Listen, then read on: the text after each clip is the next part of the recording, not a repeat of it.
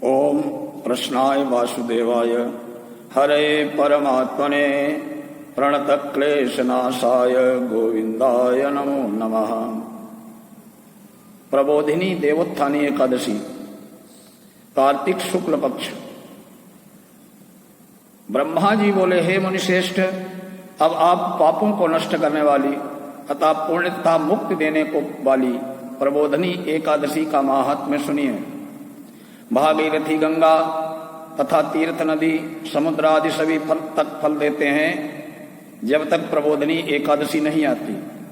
कार्तिक मास शुक्ल पक्ष की प्रबोधिनी एकादशी के व्रत का फल 1 सहस्र अश्वमेध तथा 100 सहस्र राजसूय यज्ञ के फल के बराबर है। नारद जी ने पूछा, हे पिताजी, संध्या को भोजन करने से, रात्रि में भोजन करने से तथा पूरे दिन उपवास करने से क्या फल मिलता है, उसे आप समझाइए। ब्रह्मा जी बोले, हे नारद, संध्या को भोजन करने से 1 जन्म का, रात्रि में भोजन करने से 2 जन्म के तथा पूरे दिन उपवास करने से 7 जन्म के समस्त पाप नष्ट हो जाते हैं। प्रबोधिनी एकादशी के व्रत के प्रभाव से सुमेरु पर्वत के समान कठिन पाप क्षण मात्र में नष्ट हो जाते हैं। अनेकों पूर्व जन्म के किए हुए बुरे कर्मों को यह प्रबोधिनी एकादशी का व्रत क्षण भर में नष्ट कर देता है। जो मनुष्य अपने स्वभावानुसार इस प्रबोधिनी एकादशी का व्रत विधिपूर्वक करता है उसे पूर्ण फल प्राप्त होता है। हे मुनीश्वर, जो मनुष्य श्रद्धापूर्वक थोड़ा भी पुण्य करते हैं उनका वो पुण्य पर्वत के समान अटल हो जाता है। जो मनुष्य हृदय के अंदर ही ऐसा ध्यान करते हैं कि प्रबोधिनी एकादशी का व्रत करूंगा, उनके 100 जन्म के समान पाप नष्ट हो जाते हैं। जो मनुष्य प्रबोधिनी एकादशी के दिन रात्रि को जागरण करते हैं उनकी बीती हुई तथा आने वाली 10,000 पीढ़ियां विष्णु लोक में जाकर वास करती हैं और नरक के में अनेक दुखों को भोगते हुए पितृ विष्णु लोक में जाकर सुख भोगते हैं। ब्रह्म हत्या आदि के पाप भी प्रबोधिनी एकादशी का व्रत करने से धुल जाते हैं। एकादशी के दिन रात्रि को जागरण करने का फल अश्वमेध आदि यज्ञों के फल से अधिक होता है। समस्त तीर्थों में जाने, गौ, सोना, भूमि आदि के दान का फल कार्तिक मास की शुक्ल पक्ष की प्रबोधिनी एकादशी के रात्रि में जागरण के फल के बराबर होता है। इस संसार में जितने भी तीर्थ हैं, जितने भी तीर्थों की आशा की जा सकती है, वे सब प्रबोधिनी एकादशी का व्रत करने वाले के घर में रहते हैं।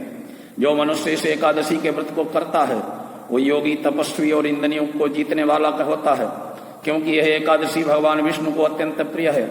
इसके व्रत के प्रभाव से कायिक, वाचिक, मानसिक पाप नष्ट हो जाते हैं। इस एकादशी के दिन जो भगवान की प्राप्ति के लिए दान, तप, होम, यज्ञ आदि करते हैं उन्हें अक्षय पुण्य प्राप्त होता है। प्रबोधिनी एकादशी के दिन भगवान की पूजा करने वाले यौवन और वृद्धावस्था के समस्त पाप नष्ट हो जाते हैं। इस एकादशी की रात्रि को जागरण करने का फल चंद्र सूर्य ग्रहण के समय स्नान करने के फल से सहस्र गुना अधिक होता है। मनुष्य के जन्म से लेकर जो पुण्य प्रबोधिनी एकादशी के व्रत के पुण्य के सामने व्यर्थ है। इसलिए हे नारद, तुमको भी विधि पूर्वक भगवान विष्णु की पूजा करनी चाहिए। जो मनुष्य कार्तिक मास में धर्मपरायण होकर अन्य व्यक्तियों के अन्न नहीं खाते उन्हें चंद्रायण व्रत का फल मिलता है।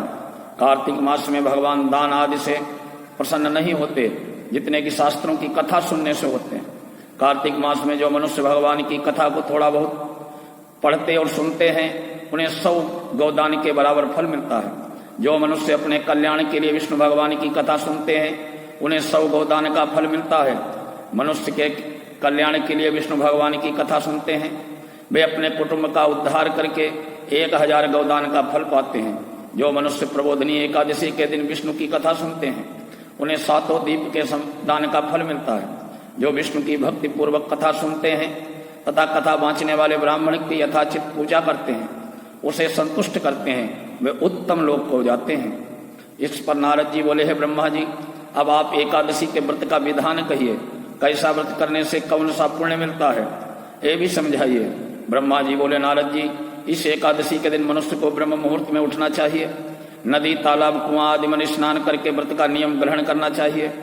इस समय भगवान से विनय करनी चाहिए कि हे भगवान, आज मैं निराहार रहूंगा, दूसरे दिन भोजन करूंगा, इसलिए आप मेरी रक्षा करें। इस प्रकार विनय करके भगवान की पूजा करनी चाहिए उस रात्रि को भगवान के समीप गीत, नृत्य, बाजे और कथा आदि से व्यतीत करना चाहिए। प्रबोधनी एकादशी के दिन कृपणता को त्याग कर बहुत से पुष्प, फल, अगरबत्ती, धूप आदि से भगवान की आराधना करनी चाहिए। शंख के जल से भगवान को अर्घ देना चाहिए। इसका समस्त तीर्थदान आदि से करोड़ गुना फल अधिक होता है। जो मनुष्य पुष्प से भगवान की पूजा करते हैं उसके सामने इंद्र भी हाथ जोड़ता है। कार्तिक मास में जो बेलपत्र से भगवान की पूजा करते हैं उन्हें अंत में मुक्ति मिलती है। कार्तिक मास में जो मनुष्य तुलसी जैसे भगवान की पूजा करता है उसे 10,000 जन्म के समस्त पाप नष्ट हो जाते हैं। जो मनुष्य इस मास में श्री तुलसी जी के दर्शन करते हैं या छूते हैं या ध्यान करते हैं या रोपण करते हैं अथवा सेवा करते हैं वे 1000 कोटि युग का तक भगवान के घर में रहते हैं। समस्त मनोकामनाओं को पूर्ण करने वाले भगवान कदम्ब पुष्प को देखकर अत्यंत प्रसन्न होते हैं। यदि उनकी कदम्ब के फूल से पूजा की जाए तो यमराज के दुखों को नहीं पाते हैं। जो गुलाब के फूल से भगवान की पूजा करते हैं उन्हें मुक्ति मिलती है। जो मनुष्य बकुल और अशोक के फूलों से भगवान की पूजा करते हैं वे अत्यंत काल तक शोक से रहित रहते हैं। जो मनुष्य भगवान विष्णु की सफेद और लाल कनेर के फूल से पूजा करते हैं उन पर भगवान अत्यंत प्रसन्न रहते हैं।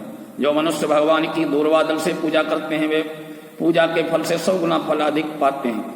जो भगवान की समी के पत्र से पूजा करते हैं वे भयानक यमराज के मार्ग को सफलता से पार करते हैं। जो मनुष्य चंपक फूल से भगवान विष्णु की पूजा करते हैं वे आवागमन के चक्र से छूट जाते हैं। जो मनुष्य स्वर्ण का बना हुआ केतकी पुष्प भगवान को चढ़ाते हैं उनके करोड़ों जन्म के पाप नष्ट हो जाते हैं। जो मनुष्य भगवान को पीले और रक्तवर्ण कमल से सुगंधित फूलों से पूजा करते हैं उन्हें श्वेत द्वीप में स्थान मिलता है। इस प्रकार रात्रि में भगवान की पूजा करके प्रातःकाल शुद्ध जल की नदी में स्नान करना चाहिए। स्नान के पश्चात भगवान की पूजा करनी चाहिए। इसके बाद व्रत की समाप्ति पर ब्राह्मणों को भोजन कराना चाहिए। दक्षिणा देकर मीठे वाक्यों द्वारा सभा करनी चाहिए। उसके उपरांत भोजन, गौ दक्षिणा से गुरु की पूजा करनी चाहिए। ब्राह्मणों को बहुत सी दक्षिणा देकर इस नियम को छोड़ना चाहिए। ब्राह्मणों को यथाशक्ति दक्षिणा देनी चाहिए। जिस ब्राह्मण को रात्रि में भोजन करावे उसे सोने सहित बैल का दान करना चाहिए। जो मनुष्य यात्रा कर स्नान करते हैं उन्हें दही और शहद दान करना चाहिए। जो मनुष्य फल की आशा करते हैं उन्हें फल का दान करना चाहिए। तेल की जगह घी और घी की जगह दूध, अन्नों में चावल दान करना चाहिए। जो मनुष्य इस व्रत में भूमि शयन करते हैं उन्हें सब वस्त्रों सहित शैया दान करना चाहिए। जो मौन धारण करते हैं उन्हें सोना सहित तिल दान करना चाहिए। जो मनुष्य बालों को धारण करते हैं उन्हें दर्पण दान करना चाहिए। जो मनुष्य कार्तिक मास में उपनाह धारण नहीं करते हैं, जूता धारण नहीं करते हैं, उन्हें उपनाह दान करना चाहिए। जो इस मास में नमक त्याग करते हैं उन्हें शक्कर दान करनी चाहिए। जो मनुष्य नित्य प्रतिदेव मंदिरों में दीप जलाते हैं उन्हें सोने और तांबे के दीपक को घी और बत्ती सहित दान करना चाहिए। जो मनुष्य चातुर्मास व्रत में किसी वस्तु को त्याग देते हैं उन्हें उस दिन पुनः ग्रहण करना चाहिए। जो मनुष्य प्रबोधनी एकादशी के दिन विधि पूर्वक व्रत करते हैं उन्हें अत्यंत सुख मिलता है।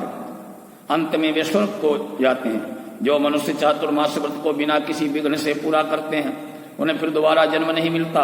जिन मनुष्यों का व्रत खंडित हो जाता है वो नरक को जाते हैं। जो मनुष्य इस एकादशी में महात्म्य को सुनता व पढ़ता है उसे अनेक गौदान का फल मिलता है। स्वाध्याय, तपस्या, त्याग की दृष्टि से चातुर्मास का नियम बेहद महत्वपूर्ण है।